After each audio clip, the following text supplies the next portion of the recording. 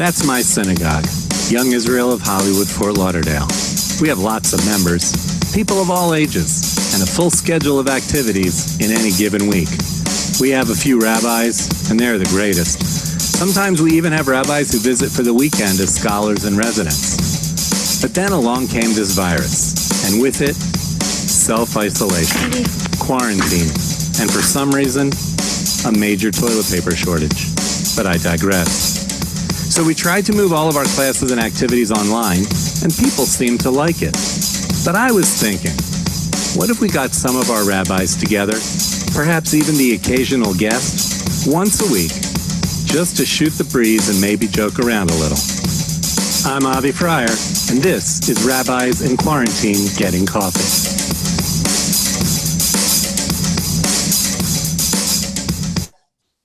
Good evening, everyone, and welcome to another episode of Rabbis in Quarantine Getting Coffee. This one is different than any we've ever done before. We've pretty much always had Orthodox rabbis, or in last week's case, Rebbitzins. And this week we branched out. We decided to be edgy and cool and welcoming and stuff like that. We have with us rabbis from the Reform and Conservative and Orthodox movement. We have Rabbi Howie Needleman, Rabbi Adam Watstein, Rabbi Yosef Weinstock. I'm not going to do any special introductions. I'll let you drop the names of your various synagogues in there yourselves, especially because I could easily mess them up. How's everybody doing tonight? Fantastic. Excellent. Excellent. So we put out these this flyer in the beginning with the pictures of everybody who is going to be on tonight. The little square ad. I call it a flyer. We call it a flyer, even though with Corona nobody's printing anything anymore. We're just emailing stuff out and putting it out on Instagram. But we made this little flyer and it has everybody's pictures in it.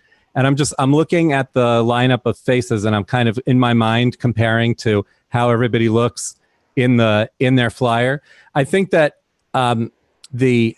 other than the Orthodox movement, you're more prone to go for the whole glamour shots look, where everything is. I resent that remark. No, come on, Rabbi Weinstock, come on, seriously. I mean, I took the picture in your office. It was. Yeah. Rabbi Watstein, very slick back, got the whole, I can't even guess how old you are. There's a reason for this. I haven't been able to get a haircut in 3.5 months, so I don't have much of a choice but to slick back this massive amount of hair that has now lodged itself on my head. That'll do it. And Rabbi Howie, you have that perfect, like Don Johnson, just the right amount of stubble going on. Is that intentional, or is that also like I'm home, I don't care? So certain. As you know, I was funny. You know that you didn't recognize me once. It comes and goes. That's true. And normally during this period of the Omer, I actually would be growing a beard, but I have this problem. I have a new beard coming in. I can't stop touching my face, which is not very Corona friendly. So I just don't shave over the weekend for Shabbat, and I haven't. There's less to go to the office and shave. It just happens to look Don Johnson like. It's true. We all saw that video probably right at the beginning where there was somebody from some board of health somewhere, and she's holding her notes and she's saying nobody should touch your face, and she goes and turns the page. And you don't want to be doing that all the time. People get a little skeeved out by that. But wait, yes. Howie, did you say you shave at the office? Is that what you said, or? No, my beard comes and goes. I was going to make a joke once at the synagogue that outside the sanctuary, I was going to have a voting box, pro or con beard for the rabbi, because it is sometimes a topic of discussion amongst my congregants, whether or not I should or should not have a beard. I know it's probably not a religious reason that they're giving where I should or shouldn't. It could be a religious. I'm actually curious. Do you think that when you have a beard, because I also go back and forth as well, do you find that your rabbinic personality is more authoritative based upon the length of the beard that you grow? Well, I'm not my current synagogue, I will tell you, but my very first shul that I worked at as a rabbi was a very, what we would call, classical Reform synagogue. It was founded by German immigrants in the many centuries ago, over 100 years ago. And I had grown a beard that year. And it didn't go over well. That it just for some people. What I would say is the benefit of having a beard, Rabbi Adam, is you can do this like when you're pondering things and it really means something. When you do it, you're just kind of faking it. I was very young to take on B'nai Aviv, which is I'm at Congregation B'nai Aviv in Weston, Florida, and I think I was 34 or 35 when I took the position, and people commented so often that I looked young that I grew a beard just to look older. Yeah. And then I shaved it, and because people started telling me I looked older. So it's just trying to find darned if you do, darned if you don't. Isn't that right out of the Haggadah? I am like a man of 80 years old, and it was because his beard turned white because he was afraid that nobody would respect him. So at that point in the Haggadah, I always note that my early receding hairline was helpful when I started in this congregation at age 26. So that was very helpful. I was the first assistant rabbi. I just turned 26. You were 26? Yeah. When people would ask me, how old are you? I said, now that I'm 41, I can tell people how old I am, even though I've been here for 15 years. We hired a child?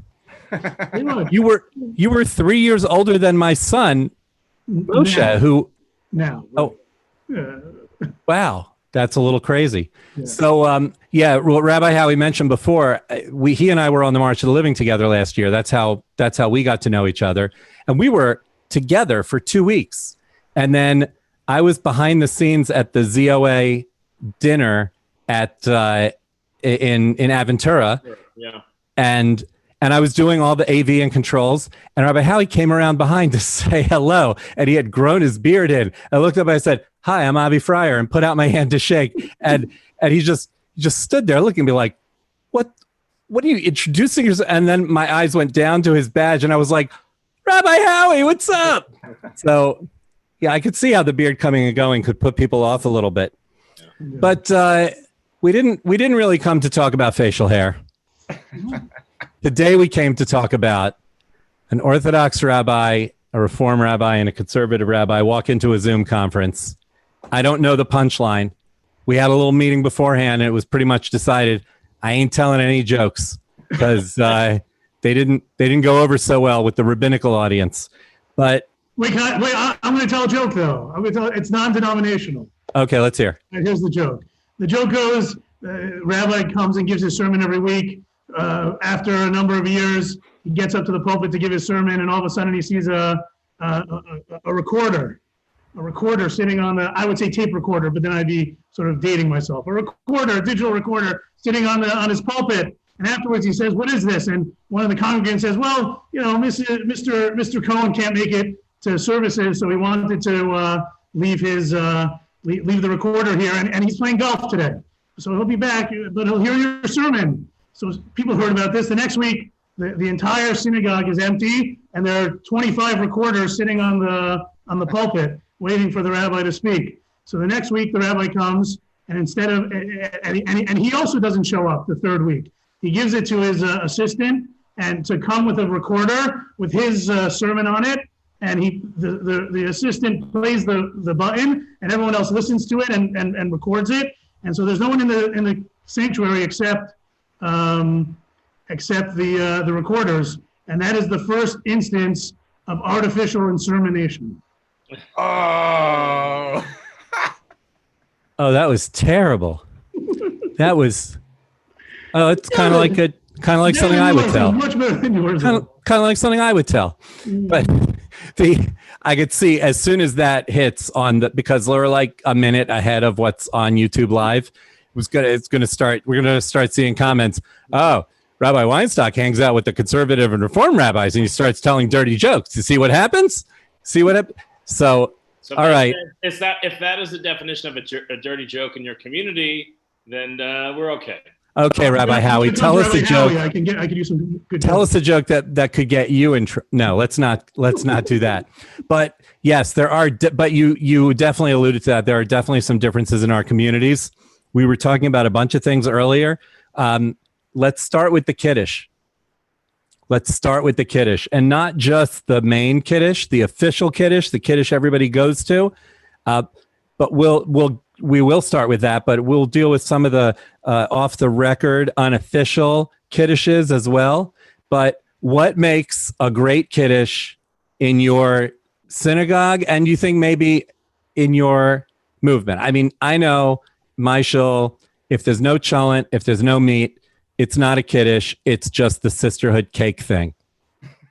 What about Rabbi Howie? Tell us. You shared something very interesting before that we got us thinking. Well, as we said earlier, our Kiddush is a little bit more part of our religious service, I think, probably than my colleagues here. And for us, it's all about the cookies. That for us in the Reform movement at the Oneg is about getting a nice, tasty treat, not just saying l'chaim. We do that in the sanctuary as part of our service. Is that Friday night or also Shabbat day? Both, yeah. Same fare. It may be actually the same cookies as Friday night left over, but just the whole ones, though, right? I mean, if someone took a and Rabbi Watstein, how about in the conservative shul? First of all, the kiddushes that the sisterhood in our synagogue does put out are actually quite exceptional. So I will publicly say that, especially because my wife, who's a member of the sisterhood, I think is watching, and I want to make sure that she knows how much I appreciate what they do for the shul, along with all the women who help raise us up. But for us, Kiddush and L'chaim are somewhat intertwined. We have a pretty energetic and joyous, boisterous group at my shul. They tend to leave sometimes during services to engage in a pre-Kiddush L'chaim, but we have really a really exceptional sense of ruach and camaraderie when we all venture from the sanctuary and we make Kiddush together, 50, 60, 70 deep. We have our own engraved glasses with our synagogue logo. We have grape juice for people who may not want to take a strong L'chaim, and top shelf stuff for the people who may want to take a stronger L'chaim, and we sing and we bring in that Shabbat Kiddush, and it's great, and people are hugging, and we bring the bar mitzvah up, and they stay away from the strong L'chaim, but they're singing with us. And what do you mean? Today I am a man? Today, right. Well, I may have turned a blind eye if they were engaging in the L'chaim, but I can't say that on record. But we definitely want to celebrate the milestone and the simcha of if there's a baby naming, if there's an ufruf, an anniversary, we bring those people up to make sure that they get a second round of love from the congregation. Is that as part of the service or at the conclusion? After. No. So we make Kiddush on the Bima, but like I mentioned before, I've never made Kiddush with grape juice on Shabbos day. I make Kiddush with scotch, usually with the rest of the congregation. So we have two Kiddushes, one on the Bima with all the kids, which is great. We bring up 50, 60, 70 kids onto the Bima. We have that formal congregational sanctuary Kiddush. Then we all file out into the social hall for the secondary rousing event. Well, you answered one of my questions. I was gonna ask if it was scotch or bourbon, but you kind of slipped it in. So, well, it really the bar mitzvah family actually provides the key bottle for the Kiddush. I like they're having or if there's a baby naming or something like this, so they usually provide something, and it's usually their choice as to whether or not it's the nice scotch or the bourbon. Okay. What about you? What how does it go in your show? So I would say that the general congregational kiddushes don't have much in the way of alcoholic beverage, but a lot of our auxiliary services, the 30, 40 member people have. We do have our shot glasses though. That's actually a Havdalah cup, Avi. Was that what this is supposed to be? Yeah, just for the record. His mind is elsewhere. I know that's what you might use it for, but it was part of the Havdalah theme of some Purim Mishloach Manot a few years. I thought that was a pretty big shot glass, but I didn't mind because I like a little ice. You like a little ice. I mean, it's dual purpose. We like to be pragmatic with our ritual items, but so generally the large main service rarely has alcohol unless there's a bartender, But the other services would have, there's definitely alcohol, hopefully drunk responsibly for the most part. So let's see. I don't know who Goldstein GM is, which shul she's from, or he or she. It's pink, so I just assumed that Kiddush puts hair on your chest. Is that it? Rabbi Watstein, do you have a Goldstein? Is that for my show? No, I don't think. Look, we're our Kiddushes are egalitarian, so I hope it doesn't put hair on everybody's chest. We have a pretty spirited group, and there's a lot of wonderful conversation, and that's what I think. For me, I miss the Torah. I miss the fact that Torah and reading Torah and hearing Torah has been taken from us.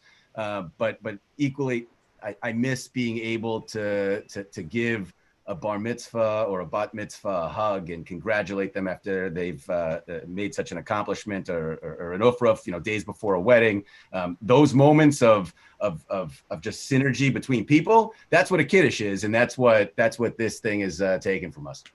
Okay, so somebody commented in the chat here. Come on, Young Israel of Hollywood has 200 people drunk. What? And then somebody else said, oh, wait, not going to mention all the Kiddush clubs. So, okay, I don't think we necessarily have 200 people drunk. Those of you we haven't mentioned, Rabbi Weinstock is the senior rabbi of Young Israel of Hollywood, Fort Lauderdale. I am a member and also an employee of Young Israel of Hollywood, Fort Lauderdale. I guess I have to give a little disclaimer. Like when NBC News does a story about Sony, they're like, we have to mention this is our parent corporation. So, Rabbi Weinstock, you don't know that whether people actually leave the shul at any point in the middle to go get a kiddush, right? Do you know whether anything like that? Is your screen frozen? Or he looks frozen, yes. Yeah, no, I think he's playing. But if his screen is frozen, it picked a fine time. I'm gonna wait and see if he blinks. So I will volunteer that I have seen people leave to go get a l'chaim. Here he is. Something happened now. Now there are two of you. Yeah, no, that was just one. All right, so I'm going to fix something here for a moment. But there you go. You're gone from that one. Okay, so I'll volunteer the information that every once in a while there are people who leave before the Haftorah, and I know that Rabbi Weinstock has probably never even noticed this happening before, because it doesn't happen very often, only every Shabbat, that people will leave before the Haftorah to go to a little something that's unofficial called a Kiddush Club. Now, Rabbi Watstein, in the conservative shul, do they also leave before the Haftorah to go and? I mean, that's a really important question, because we take our Haftorah very seriously. Mm-hmm. So, not that I know that people leave, but when it was brought to my attention that there was a group of people that may wander outside of the synagogue, the sanctuary, to engage in a spirited conversation in between the beginning and the end of the service, and it's really important because it's a real social moment for them. I said that, well, if this were to happen, it has to happen after the Haftarah, and nobody can see you leave. So if they leave, which I'm not sure they do, I'm pretty sure it's at Hagbah. Everybody's standing and pointing at the Torah. Right. And So then they stand once the Torah is dressed, I think it's then. I think, but I'm not 100% sure. Wait, do you do Hagbah? You do Hagbah after the Haftarah? No, we do Hagbah before the Haftarah. So no, let me rephrase. We do so at Hagbah. They leave, right?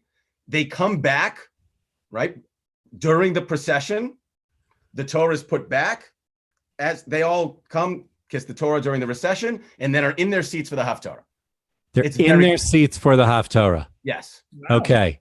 Because we also have, after Hagbah is when we have a prayer for our country and a prayer for the state of Israel, which takes a little bit more time. So they'll have the opportunity, if they were to do this. And again, I don't know that it happens. Of course. At Hagbah, they can leave and come back and still get to touch the Torah. So Orthodox Jews are drinking through the Haftorah. Conservative Jews are Must be in drinking, their but seats back in time for the Haftorah. Reform, when do they leave? So as we said earlier, we never leave. But it has Wow. to. Well, it's really there's no group en masse leaving for a Kiddush or L'chaim. And I think it has to do with the guiding principle that Reform Judaism is built on, this sort of a response to the lack of decorum as they saw it in Orthodoxy back, a couple hundred years ago. So there's this whole concept in Reform Judaism of being in the sanctuary throughout the service as a way of honoring a decorum in a religious sense. Lack of decorum, I resemble that remark, yes. I do. But wait, but it's funny. So I'm the rabbi of a Temple Kolami Emmanuel in Plantation, Florida. It's a very different, I think, concept in our service. But I think it does the guiding principles of how Reform was sort of created out of a response of to be a little bit different. But so we don't have that. It's really a post-service experience, after worship experience.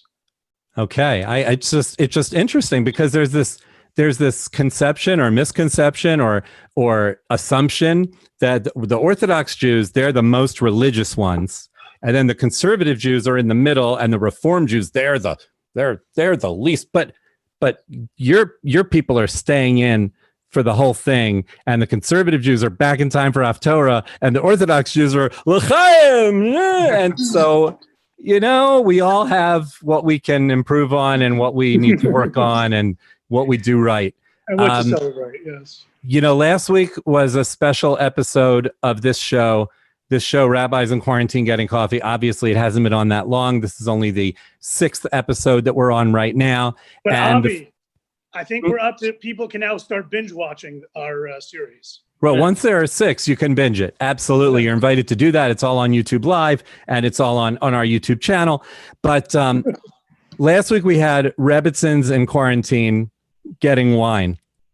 And there were a few little undertones of, it's so male chauvinist to use the word Rebbitzin because a woman's title is not determined by what her husband does for a living, unless she happens to be royalty. Then yes, if you marry a prince, you're a princess. But it's an interesting question because the Rebbitzins that were on the show, they were all very happy to be called Rebbitzins because they feel that there's actually a job to it, that there's actually something they're supposed to be doing. Do we have Rebbitzins in the conservative and reform movements? Do they have a role? What are your wives up to? Yeah, they have a role. I mean, I can tell you that I still have the envelope where the word Rebbitzin was used for the first time in an invitation that we got to a bar mitzvah. I had been a rabbi for a little while. I got married, and when my wife saw the word Rebbitzin, she laughed because she didn't sign up to become necessarily a Rebbitzin. My wife's from Brooklyn. She's a Russian immigrant. You want to talk about just a strong Jewish identity. Unbelievable Eshet Chayil. And when it comes to what she does for the shul, she's in the most supportive role. Every success that I've ever had, every decision, she helps me. And I'm grateful. Yeah. So it may not be called a Rebbitzin, although that term is floated around.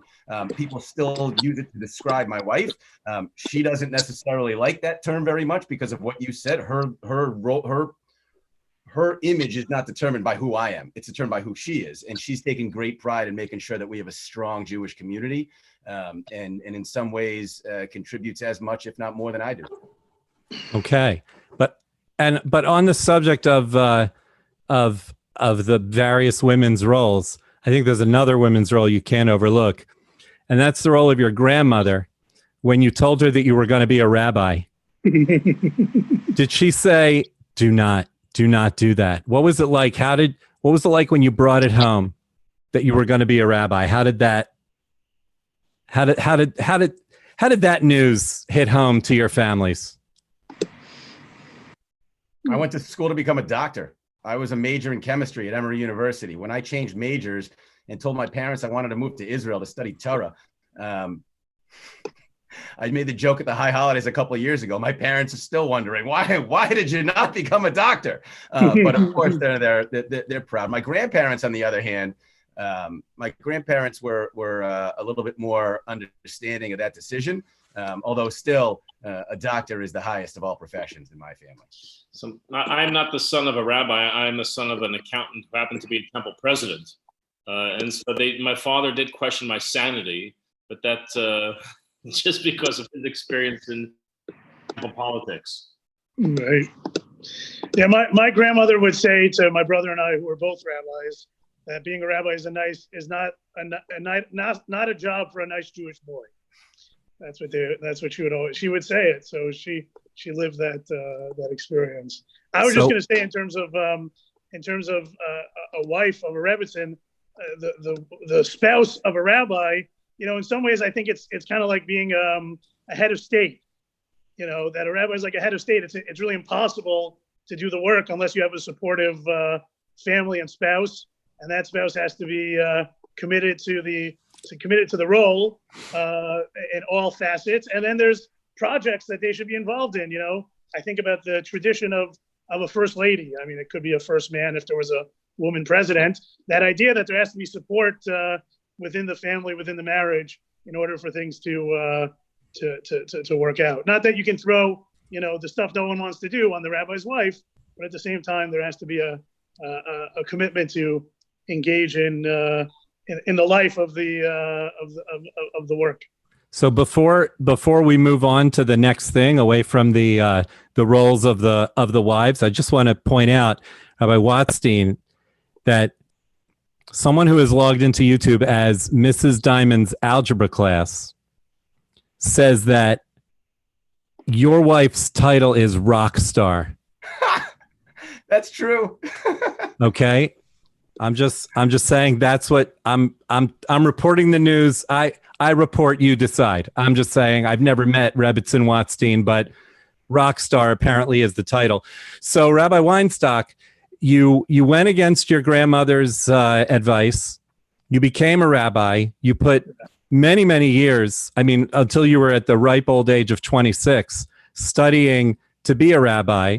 And then you worked under a very experienced and well-respected rabbi for a bunch of years after that to become the senior rabbi. So I assume that must mean that when you say something, your word is gold. Nobody questions anything, right? You're the rabbi, you're the head of state.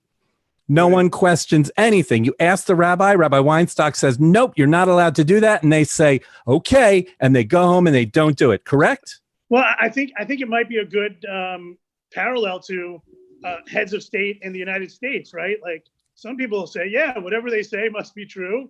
And there's without getting into politics, of course. But and then there's someone else will say, well, if he said it, it must be 100% wrong and ridiculous and out of the ordinarily bad. So I kind of like to speak emphatically, and yet some of my congregants hear it as a question mark, as if I'm asking them, okay, like for their permission or for their agreement with what I say. It seems to be where I think there's an emphatic period, they think it's the beginning of a conversation. So I'm not sure where I need to work on my communication skills, or if it's that's just my lot in life, to be blessed with a congregation of stiff-necked people who are always questioning. Even Moses himself was questioned all the way through. And so can I expect anything less from my flock?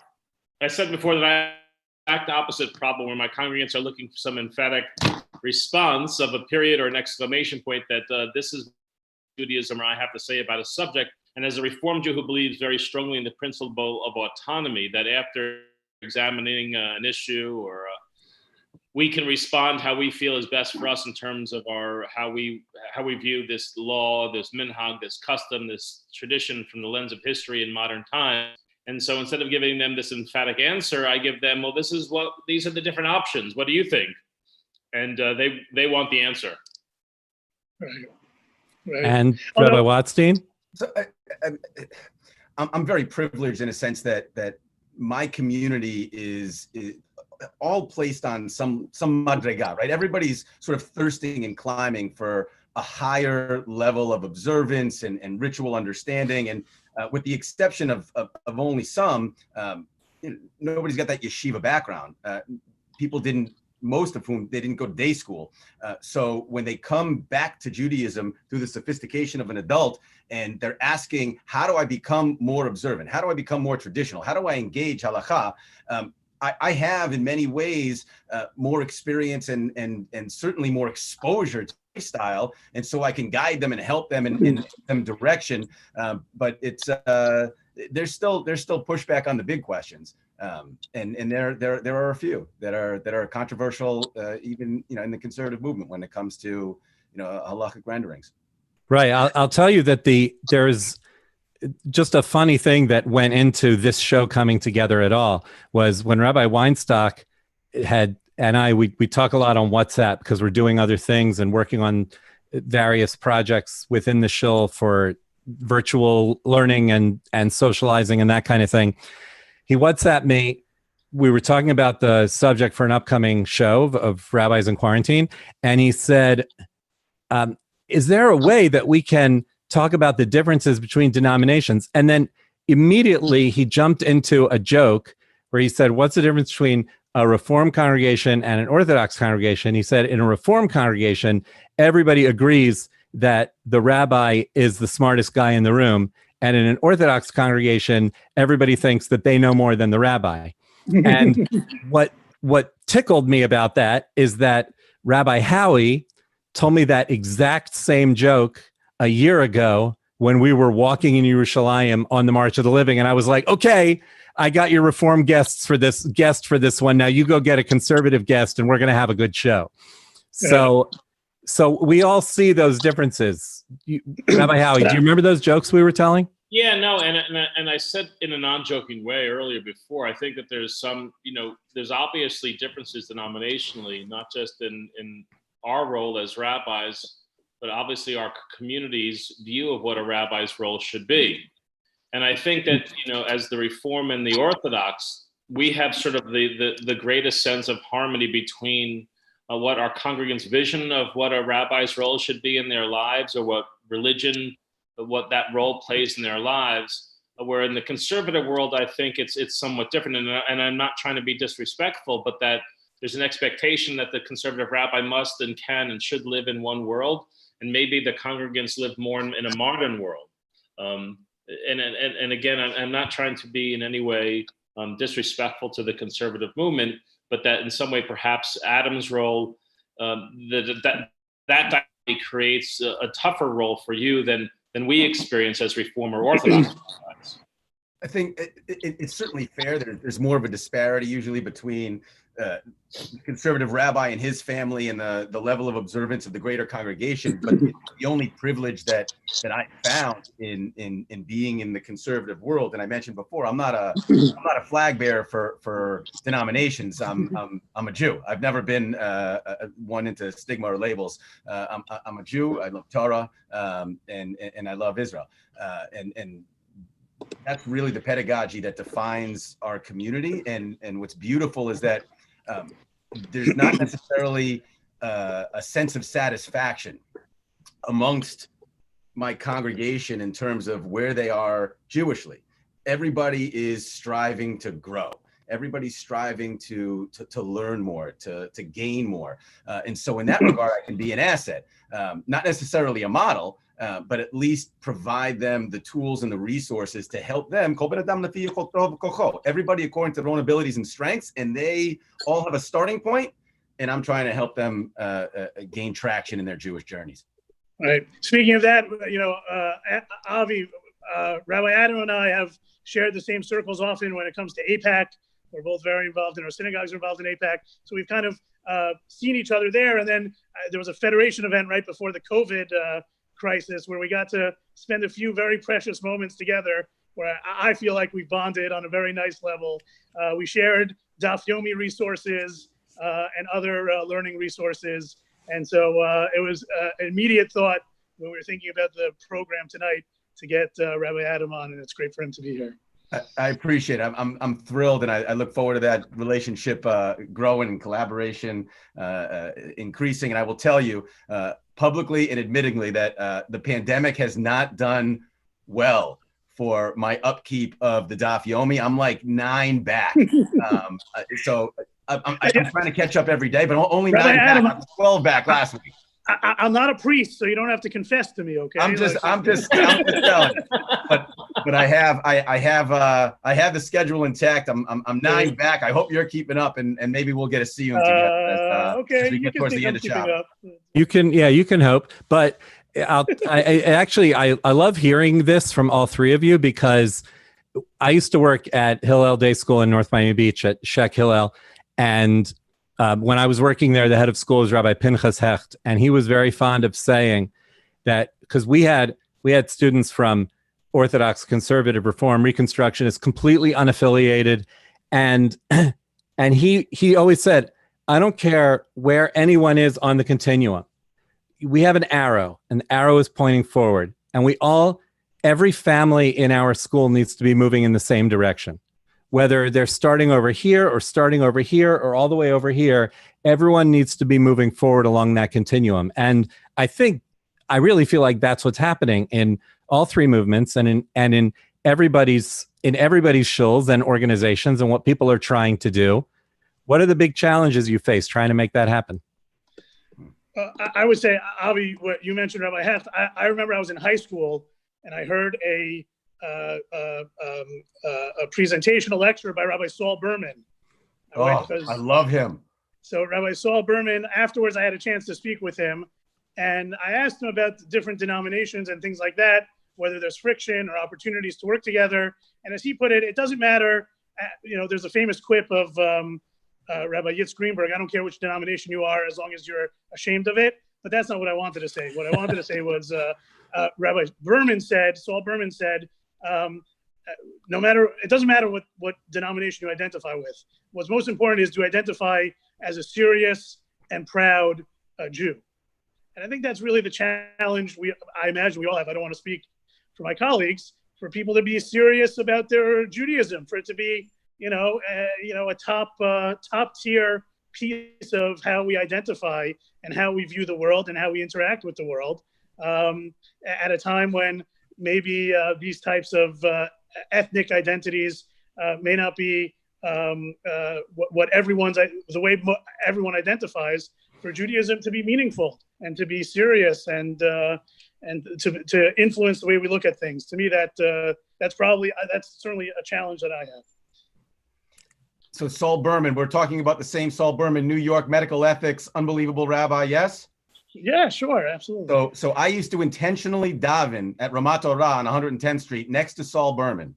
And Rabbi Saul Berman, he wouldn't know me, but I used to sit as close to him as possible, because to this day, I never saw somebody bring in Shabbos with Lecha Dodi with the same type of just emphatic ruach and just davening. And I used to sit as close to him as possible, because he embodied exactly what you just said. Take your Jewish identity seriously. And our job is to do exactly that, help people take it seriously. And I think that, for my congregation, and forget about my congregation, even for my family, my friends, people who I grew up with, if you don't come from that Jewish day school yeshiva environment, and you're constantly tightroping between modernity and Jewish tradition, sometimes Judaism can take the form of a piece of clothing that sometimes you take off and you put in a drawer until you need it. And then you take it out when it's comfortable or when it's desirable. And one of the things that is hardest for me is to try to convey to everybody that I come across that Judaism is not an expendable piece of clothing. It is in your kishkis. It is the Pittel Yid inside of you. And helping people who don't come from a strong background embrace that is not only a little bit challenging, but that's our life's work. That's what we're all supposed to be doing. And Rabbi Howie, how about you on the continuum? So, I was thinking that as we're just talking about this idea of moving forward, or authentic Judaism, finding our lives, that I chronologically, I'm the oldest of the three rabbis here by about a decade at least, believe it or not. And I was a rabbi at a congregation during 9/11. And outpouring of religiosity, that spirituality that brought so many people back into shuls, we're sort of dealing with now in a way that unfortunately is still keeping us apart, that we're coping with the effects of a global pandemic, some real life and death issues, terrible anxiety and depression, and so many issues facing our congregants in their homes and their lives.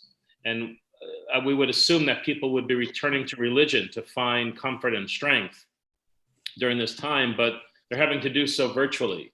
And it's a real challenge for all of us that when we're really finding people that are seeking comfort, or they're answers, or they're seeking community in a place where they can't find it, how do we, as faith leaders or congregational leaders, help create those spaces?